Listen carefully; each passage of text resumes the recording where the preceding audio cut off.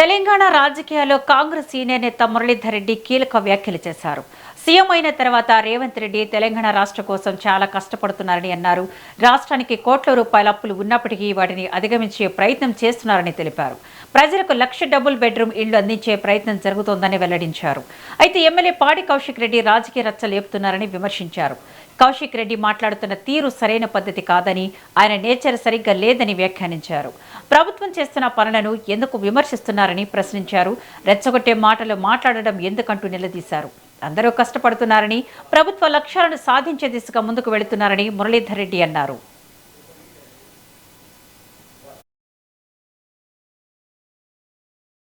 మా ముఖ్యమంత్రి గవర్నర్ రేవంత్ రెడ్డి గారు, మా సోదరి గీతక్క గారు, ఆయన ఎంతో కష్టపడుతున్నాడు.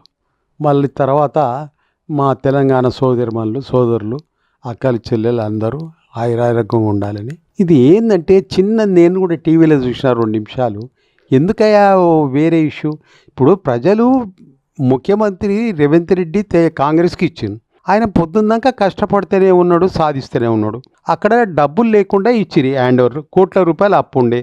అది నీకు నాకు చెప్పేది కాదు, ఓరు ఇది ఇస్తే ఇట్లా మాట్లాడడం అనేది కాదు, ఉన్నది మాట మాట్లాడుతున్నాం. ఎక్కడ కూడా అప్పులే ఉండే.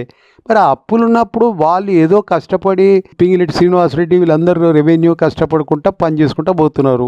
మరి అటువంటప్పుడు ఈయనకేం అవసరము కౌశిక్ రెడ్డికి అక్కడ మాట్లాడడం? నిజంగా చెప్పాలంటే నేనే టీవీలో మాట్లాడినా 1,30,000 ఆ రోజే కట్టిర్రు. మా హౌసింగ్ స్కీమ్ చిన్న అవుతున్నాయో మంచిగా శ్రీనివాసరెడ్డి వీళ్ళందరూ కలిసి మళ్ళీ ఇప్పుడు కడుతున్నారు. అవకాశంలో మాట్లాడుతున్నారు. ఈయనకేం అవసరం? ఈయన అక్కడ మాట్లాడడం? మీరు కట్టిన ఇళ్ళకు సున్నం వేస్తున్నారు, కట్టిన ఇళ్ళకి కదంటే ఎందుకయ్యా నువ్వు రచ్చలేపేది? నీ పరిస్థితి కాదు, నువ్వు మాట్లాడే పద్ధతి కాదు అది. దానివల్ల నీకేం ఇది అంటే నీ స్వార్థం అంతే.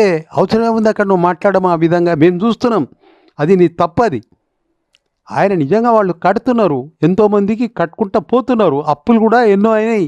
ఇంట్రెస్ట్ కట్టుకుంటా రేవంత్ రెడ్డి గారు కుండ బద్దలు కొట్టాడు చెప్తున్నాడు. బట్టనా వీళ్ళందరూ. నీకెందుకు అవసరం లేని సబ్జెక్టు అక్కడ ఉండి మాట్లాడడం? అదే రెచ్చలేపినావు నువ్వే. నేను మాట్లాడాలనుకుంటున్నా, మాట్లాడుతున్నా. కష్టపడుతున్నారు వాళ్ళు. ఎందుకు కష్టపడతలేదు? కష్టపడే పని చేస్తున్నారు అంతటా. వాళ్ళని పట్టుకొని నువ్వెందుకు విమర్శిస్తున్నావు? అక్కడ కేసీఆర్ గారిది ఎందుకు వచ్చింది? ఆయన దిడిచిపెట్టు, పక్కకు పెట్టు. ఆయన మా దేవుడు లేకున్నాడు, ఆయన ఎందుకు అనాలి నేను? మీరే రెచ్చగొడతారు అన్ని పిచ్చి పిచ్చి మాటలు పాడి. మీ స్వార్థం.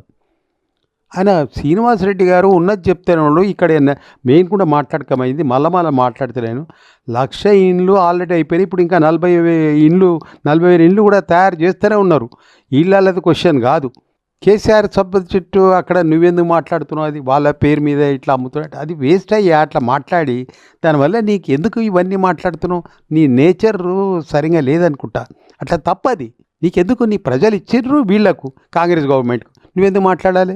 ఉన్నదాడ కరెక్టే. చాలా కష్టపడుకుంటూ పోతున్నాడు రేవంత్ రెడ్డి గారు సీఎం.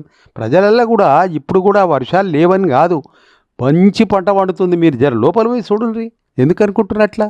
హాయిగా ఉన్నారు ప్రజలు. వాళ్ళు ఎంత అప్పు తేవాలో తెస్తున్నారు, డెవలప్మెంట్ చేస్తున్నారు. ఎక్కడ మిస్ కాకుండా పనులు అవుతున్నాయి.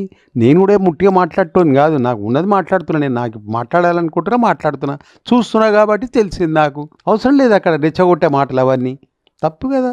ఆయన ప్రభాకర్ కూడా చెప్తూనే ఉన్నాడు, వినాలే. వినకుండా నువ్వెందుకు పర్సనల్గా నువ్వు అందులో వచ్చినావు ఇంటర్ఫియర్గా? రావద్దు అది. నేను ఎందుకనాలి ఆ మాటలు? వేరే వాళ్ళు ఇట్లా మాట్లాడు. ప్రజలు ఇచ్చిర్రయ్యా. ప్రజలు కాంగ్రెస్ గవర్నమెంట్కి ఇచ్చు. వాళ్ళు నిజంగా చేసుకుంటూ పోతున్నారు. గడికి ఎందుకనేది నువ్వు? అంటే నీ నేచర్ ఏంటంటే నేను ఏదో మాట్లాడుతున్నా, నాది కూడా ఏదో ఉంటుంది. నీ స్వార్థం అక్కడ వచ్చింది. తప్పిది. బాగా కష్టపడకమవుతుంది, బాగా చేసుకుపోతున్నారు. ప్రజలు ఇచ్చిన నీకు వచ్చిన టైం అప్పుడు వస్తే నువ్వు అప్పుడు మాట్లాడు.